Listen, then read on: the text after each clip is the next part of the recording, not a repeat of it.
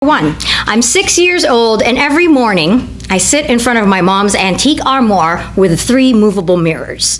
This is my performance space. In the drawers, I keep the tools of my trade, readied for my ritual, where I methodically place makeup items on a laid-out hand towel, lipstick, powder puff, bottle of Johnson's baby powder. White face, red lips, I'm ready for my scenes to be acted over. I improvise, soliloquies, and sing arias in made-up languages. All my work is original. My repertoire expands.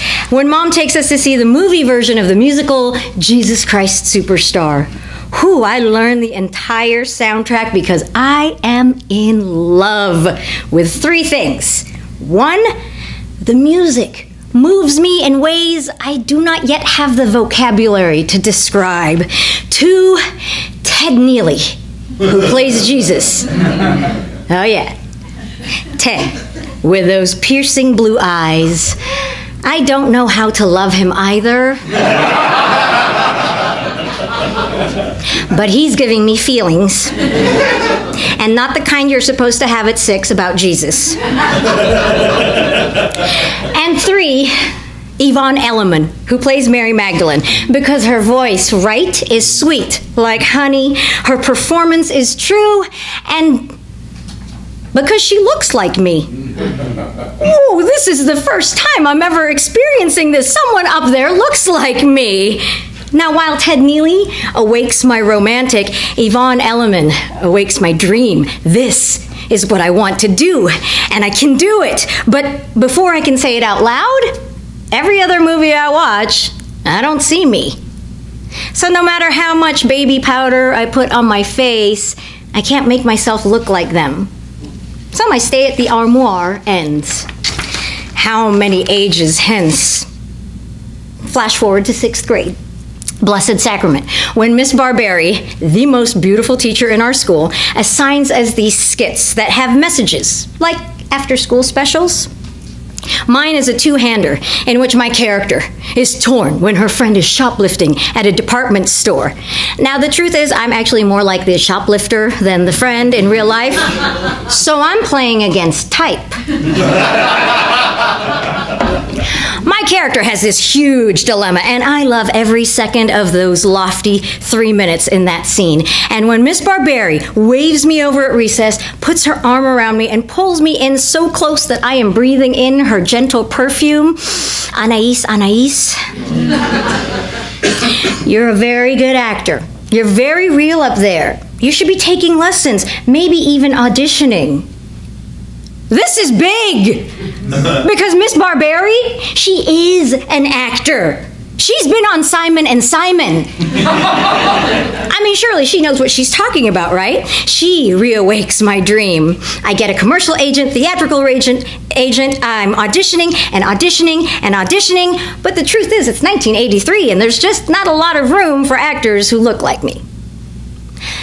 2 years later, I'm a freshman at Immaculate Heart, and somehow I find myself playing the main role in the skit that my class is presenting. We are the FBI freshmen, and I'm playing the detective. So I fashion myself into an Edward James Olmos from Miami Vice. I get the trench coat, paint on my mustache, slick back my hair, and hide it underneath a hat, because despite my school being run by rebel nuns of the Vatican II, who are giving us an incredibly feminist education after they burned their bras, we still all assumed that all detectives were men.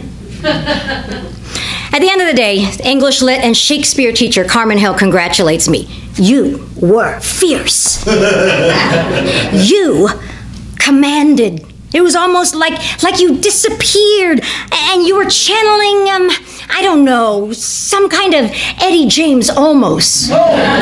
Right? This is big. I mean, she teaches Shakespeare. She's got to know what she's talking about. Except the drama teacher, she never comes anywhere near me, never approaches me, and as much as I value Carmen's opinion, if the drama teacher doesn't see it in me, well, then maybe I don't really have it. For totally unrelated reasons, I get kicked out of Immaculate Heart at the end of my junior year. You know what? Go to my website. You can read about it there. So, having totally shamed my family and myself with the expulsion, I have nothing to lose. I decide it's time.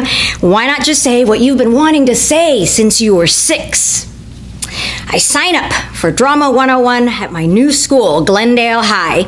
And in our first week, we had to perform a monologue for our teacher, this giant of a man in stature, voice, and energy, Mac Duggar. So I go through Duggar's bookshelves. I pull out Samuel French monologues for students. Female, young, dramatic, the mad woman of Shiloh. I didn't know how to pronounce it then. I still don't know how to pronounce it now. But with that monologue, Mr. Duggar moves me from Drama 101 to 102. This is big because there is no 103.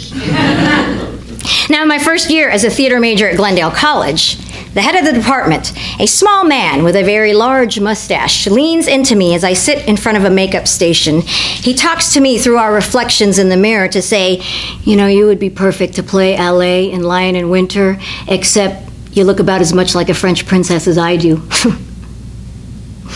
My second year, he tells me if I want to get cast in The Nerd, then he'd have to cut my long hair to make a Connie Chung hairdo, you know, so I could possibly look like a newscaster.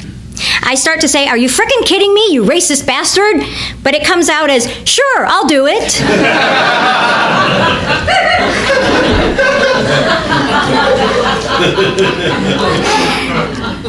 He doesn't give me the role.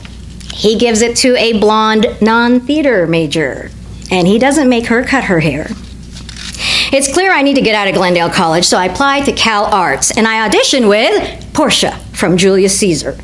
And I get my acceptance letter, except I realize I don't have the money to go to Cal Arts, and I'm not brave enough to take out massive loans. So I defer for a year, giving myself the condition that if I don't get a paying acting job in this year, back to school it is. Every week, I go to the newsstand and pick up Dramalogue. Remember that? With the shiny paper? Yes. The months fly by, and suddenly, it's August, no paying job. And in the 11th hour, my pager goes off. Remember those? And I'm off to an audition for the 12th Night Repertory Company. Not that they do any actual Shakespeare. I'm given sides that remind me of Miss Barberry's skits, but better written, more theatrical after-school specials.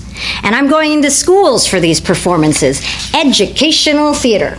I cut my teeth with those shows, and there is no better training that you could give an actor because no one will call you out on your shitty performance faster than a 13-year-old kid in a school auditorium in a school assembly at the cafetorium. A couple years later, 1995, I've been touring the country with an interactive show for colleges, and my New York booking agent calls. Hey, Franny, a couple of the colleges want you to come back and do a diversity workshop for them. Diversity workshop? I don't do workshops. I mean, call Cornell West. The schools think that since the students already like you, they're going to listen to you about this whole multicultural thing, blah-de-blah-de-blah. It's very hot right now, you know. Well, okay, but I'm really an actor. Can I do a play about multiculturalism? I don't know, can you? So I do. Colin and I create 8 characters from interviews, and I'll play them all. Male, female, gay, straight, different ethnicities in states unborn and accents yet unknown. And every time that fear wants to take over, I just go back to Carmen's words. It was like you channeled an Eddie James almost up there. I can do this. The LA Times slammed me. The Aryan Nations threatens to bomb me. The United Nations Association gives me a standing ovation. 2 years ago, I'm workshopping a new play for Gabe Gomez at the Pasadena Playhouse. He finds out about my show. It goes to colleges, huh? I teach at a college now. I have a budget. Will you come? You have a budget? Of course I will come. Where do you teach? Glendale College. Yeah. Oh, I'll come. Walking into that theater, it doesn't seem very familiar. A lot of changes from the seats in the house to the head of the department. When I enter the dressing room, though, it is exactly the same. I mean, I think I even recognize some of the busted wobbly chairs from 25 years ago because let's face it, the theater department dressing rooms are where old chairs go to die. I sit at the makeup station, same one that I sat in when I was 18. I start my ritual, lay down my hand towel, methodically place my tools, lipstick, powder puff, but no more Johnson's baby powder. I don't need to whiten my face anymore. My brown one is good enough. Post-show Q&A, a young girl raises her hand. I don't have a question. I just wanted to say thank you.